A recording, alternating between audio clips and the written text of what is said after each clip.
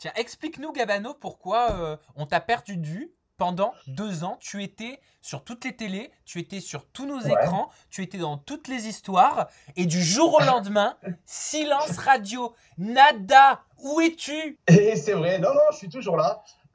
Non, ce qu'il y a eu, c'est que bon, j'avais besoin de prendre un petit peu de recul. J'avais peut-être fait trop de télé, j'étais fatigué. J'avais besoin de me ressourcer, de passer du temps avec ma famille, de rentrer un peu chez moi, de profiter des miens. Et puis ça m'a fait du bien, quoi. De prendre un petit peu du recul sur la télé, parce que c'est vrai, j'avais vachement enchaîné. Et je sais pas, je me sentais peut-être plus dedans, quoi. Des fois, il vaut mieux faire des pauses que continuer à faire des télés, à faire n'importe quoi. Là, j'avais besoin de me retrouver. Est-ce que tu as la sensation de t'être perdu à un moment donné? Est-ce que tu as la sensation d'avoir perdu pied, peut-être? Alors, perdre du pied, je sais pas, mais j'en ai peut-être trop fait et j'étais vraiment fatigué, quoi. À un moment, fallait, je sais pas si je me suis perdu, mais en tout cas, fallait que moi, je profite un petit peu plus des miens. Je passais tout le temps mon temps dans les trains, dans les avions, en soirée, les bookings. Franchement, j'étais épuisé. Et puis, je me rendais compte surtout que ben, ma fille, elle était en train de grandir, que je la voyais pas.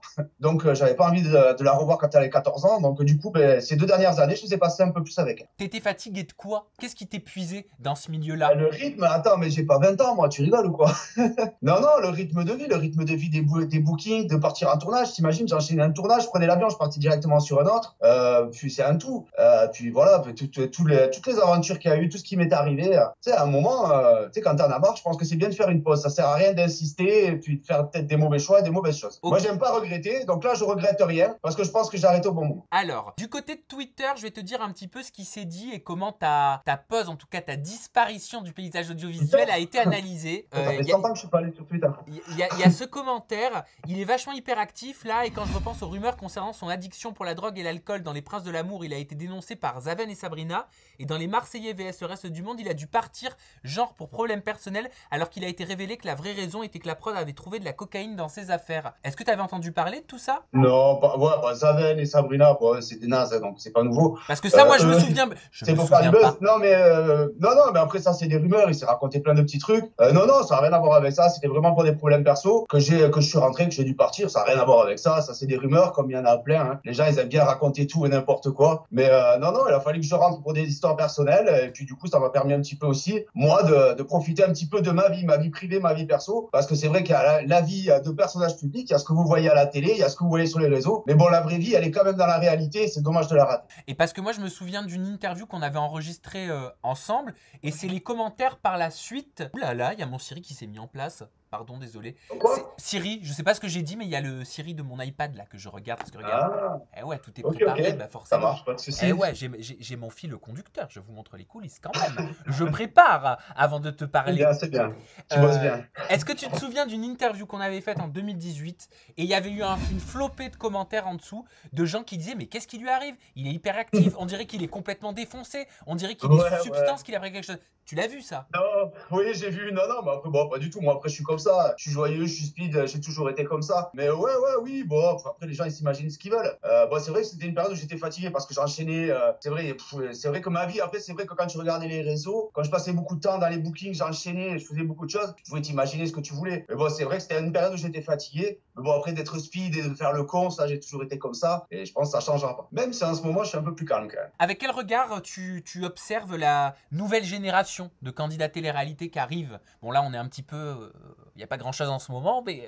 Alors, ben, je t'avoue, moi, je regarde pas des masses. Je regarde plus les anciens.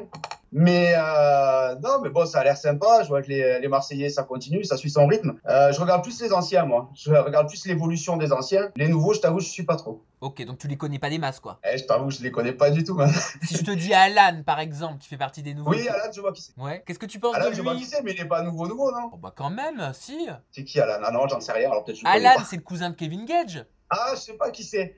Bah tu vois, Ah tu non, je connais confonds pas. avec Ilan. Ouais, désolé, je passe pas mon temps dans la télé. Ah non, je confonds avec Ilan, pardon, excuse-moi. Je sais pas du tout. Bah qu'est-ce que tu penses des anciens alors, de la Révolution? Julien et Manon, Carla et Ah, ben, Kevin, Paga. je trouve que c'est cool, bienvenue dans le monde des adultes.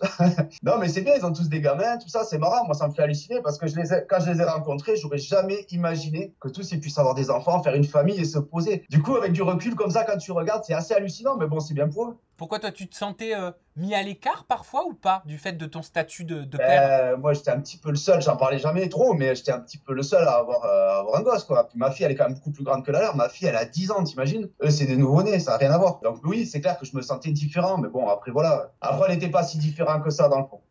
Avec quel recul tu regardes tes précédentes participations? Et si je te pose la question, c'est parce que j'ai déniché quelques tweets, notamment un qui disait, alors qui rebondissait sur l'histoire entre Benji, Alix et Océane, et qui dit « Benji est un gamin comme Anthony et Gabano ». Ouais, ouais, ben on peut avoir nos côtés gamins aussi, on a le droit, hein.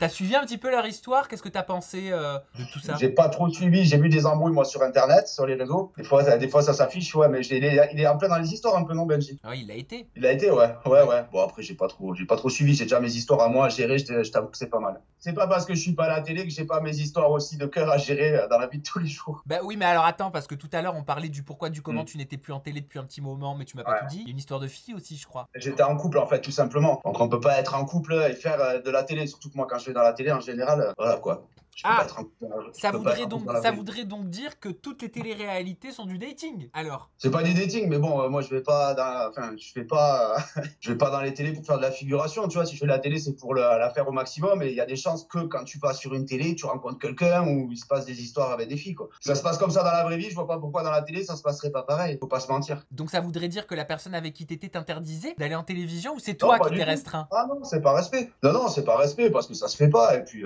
faut pas essayer de construire quelque chose de sérieux dans la vraie vie avec quelqu'un d'anonyme et aller dans la télé, foutre un bordel et revenir. Ok, est-ce que je dois comprendre que c'est terminé avec cette personne? Et effectivement, ouais, ça a été très compliqué parce qu'on s'est beaucoup aimé. Et là, ça s'est terminé. Ça s'est terminé il y a pas longtemps. Et je t'avoue que ça fait bizarre, quoi. Mais bon, du coup, oui, je suis célibataire, effectivement. Comment tu le vis? Ben, ma foi, je vis plutôt bien. Je vis plutôt bien. Non, c'est compliqué. Au début, c'est compliqué parce que bon, ça crée quand même un manque. Puis quand on est habitué à vivre avec quelqu'un, tout ça, ça fait quand même bizarre de se séparer. Bon, après, j'ai toujours réussi à me remettre de mes ruptures, donc je vois pas pourquoi j'y arriverai pas cette fois-ci.